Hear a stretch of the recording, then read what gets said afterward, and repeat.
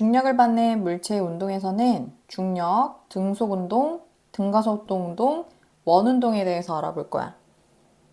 중력은 질량이 있는 모든 물체에서 서로 당기는 힘이야. 우리가 중력이라고 하면 지구와 우리 물체 사이에 작용하는 힘을 보통 중력이라고 생각을 하고 있는데 그것도 맞지만 우리가 그냥 두 물체 사이에서 서로 당기는 힘도 중력이라고 해. 나와 컵 사이나 친구 사이, 지구 사이, 물체와 물체 사이 모두 존재하고 있어. 접촉해 있거나 떨어져 있어도 존재하는 게 바로 중력이야. 여기에 선생님이 정리를 해두었는데 우리는 지구가 당기는 힘 때문에 공중에 떠서 존재할 수는 없는 거지. 지구가 당기기 때문에 우리는 사과 같은 것도 떨어지면 바닥으로 떨어지게 되어 있어. 그런데 두 물체 사이에서는 우리는 그런 힘을 볼 수는 없는 거잖아.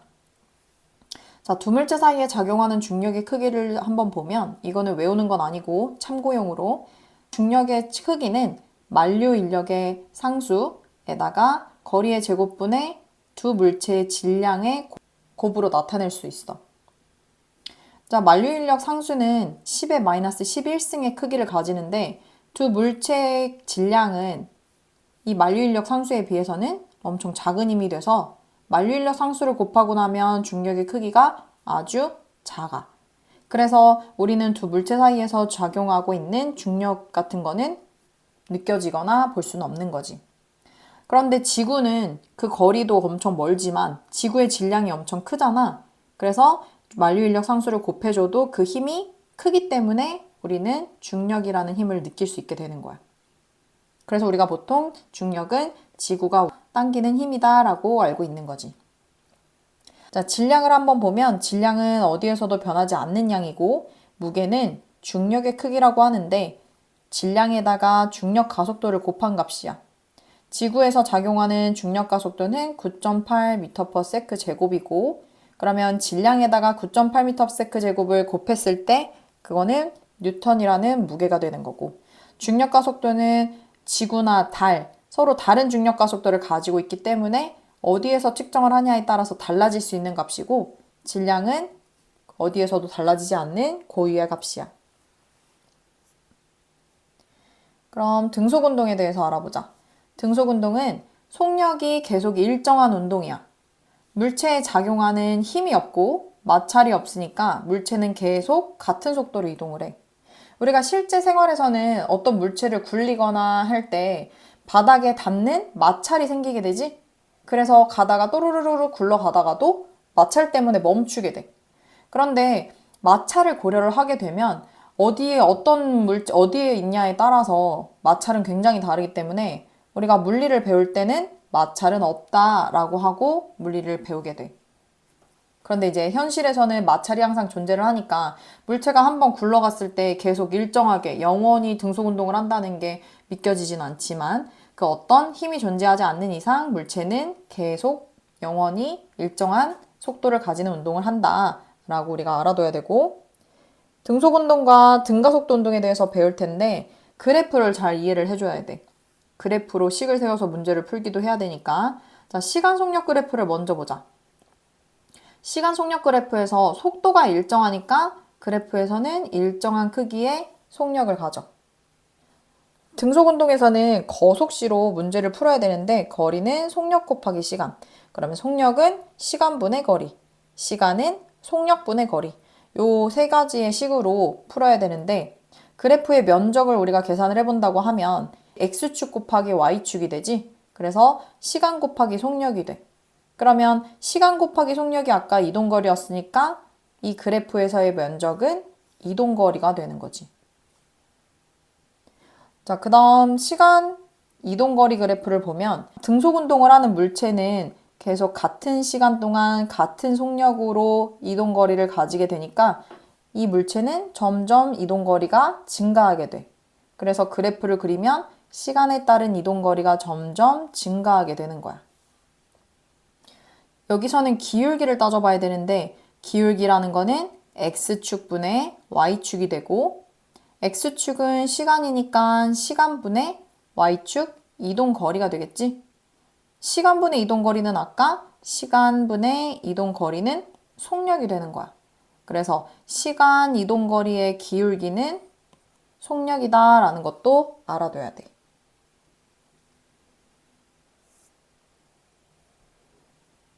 그 다음 등가속도 운동이야. 등가속도 운동은 물체에 어떤 힘이 작용하는 운동인데 그 힘이 일정하게 작용한다라고 해서 등가속도 운동이다라고 해. 어떤 물체가 운동을 할 때 같은 힘이 물체에 계속 작용을 하니까 물체의 속력은 같은 크기만큼 계속 증가를 하겠지? 그러면 같은 시간 동안 속력이 증가했으니까 이동 거리도 점점 증가하게 될 거야. 그래프를 한번 보면 시간에 따른 속도는 점점 증가하는 그래프를 보이고 속도는 점점 증가하겠지? 가속도라는 힘이 계속 작용을 하고 있으니까. 그래서 시간 속도 그래프에서는 일정하게 속력이 증가하는 걸 볼 수가 있고 시간 가속도 그래프에서 가속도는 우리가 수평면에서 볼 때는 가속도 A라고 하고 자유낙하로 떨어질 때는 중력 가속도를 가지니까 그때는 G라고 해. 자, 그러면 일단 수평면에서 A라는 가속도를 가질 때 등가속도니까 가속도가 같은 상태로 일정하다라고 그래프를 그려줄 수가 있고 시간 이동거리 그래프를 보면 이동거리는 점점 증가하고 있지? 점점 커지고 있고 속력도 점점 커지고 있어. 아까 시간분의 이동거리 X축분의 Y축이 속력이었지. 그러면 X축분의 Y축, 속력이 점점 증가하는 그래프를 그려야 되다 보니까 얘는 2차 함수 그래프를 가져. 그래서 접선의 기울기가 X축분의 Y축이 되는데 그럼 속력, X축분의 Y축이 속력이니까 속력의 크기가 점점 증가한다. 기울기가 점점 커지니까 속력이 점점 커지는 것을 확인할 수가 있어. 물체가 움직일 때 힘이 가해지지 않으면 등속 운동을 하는 거고 어떠한 힘이 가해진다. 그런데 그 힘이 일정한 힘이다 라고 할 때는 등가속도 운동이고 중력과 속도가 작용하는 자유낙하 운동은 중력이라는 일정한 힘이 존재하니까 속력이 일정하게 증가하는 등가속도 운동을 하게 되는 거야. 그 다음 중력을 받는 물체의 운동을 한번 보자. 중력이라는 거는 지구 중심에서부터 누군가가 지구 중심에서부터 우리를 끌어당기는 힘이지. 자유낙하 운동과 수평 방향으로 던진 물체의 운동이 있어. 두 가지 물체의 운동에 대해서 비교를 하고 그 문제를 어떻게 푸는지를 잘 알아둬야 되는데 일단 자유낙하 운동은 우리가 중학교 3학년 때 배우긴 했어. 다 까먹었겠지? 그래서 다시 한번 자유낙하 운동하고 포물선 운동, 수평 방향으로 던진 물체 운동에 대해서 한번 알아보자. 자유낙하 운동은 그냥 등속 떨어뜨렸을 때 그냥 등속 운동을 할 수 있는데 여기서는 힘이 존재하지. 지구 중심으로부터 우리를 끌어당기는 중력이라는 힘이 존재해. 아까 힘이 존재한다는 거는 속력을 더 빠르게 만든다고 했지.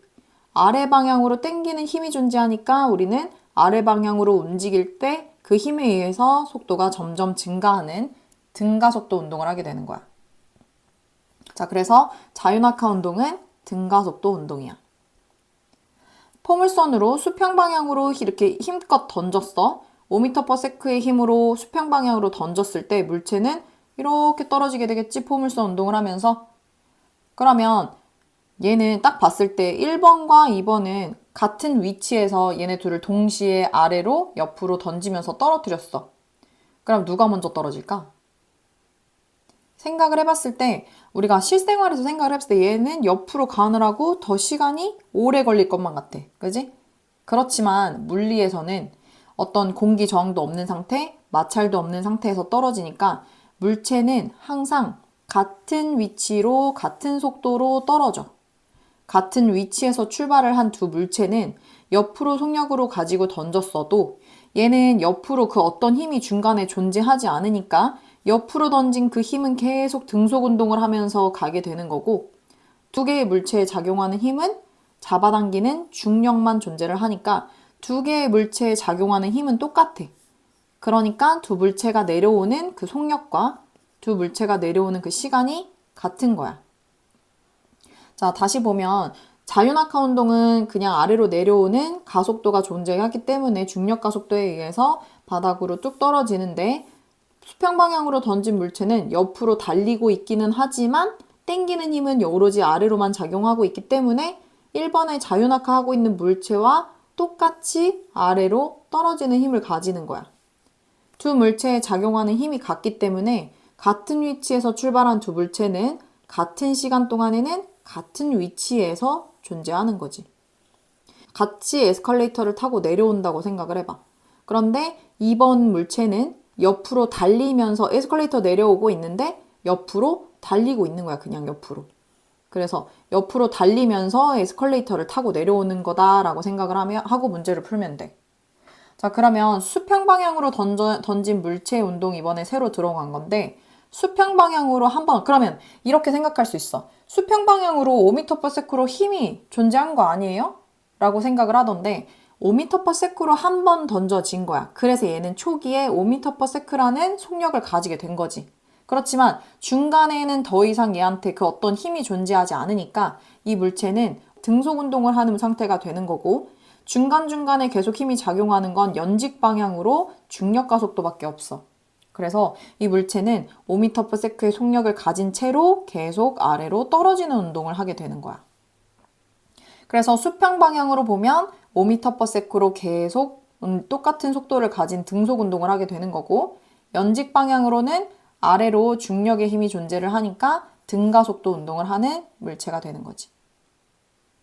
자, 그러면 우리가 옆으로 움직이는 등속 운동이다 라고 할 때는 거속시, 아까 했던 것처럼 거속시 이용해서 문제를 풀면 되고 아래쪽 방향으로 속력이나 시간을 구해라 라고 하면 등가속도 운동에서 구하는 방법으로 문제를 풀면 되는데 등가속도 운동에서는 시간당 중력 가속도에 곱한 값으로 속도가 증가를 하게 되니까 속도는 중력 가속도에다가 시간을 곱하면 구할 수가 있어.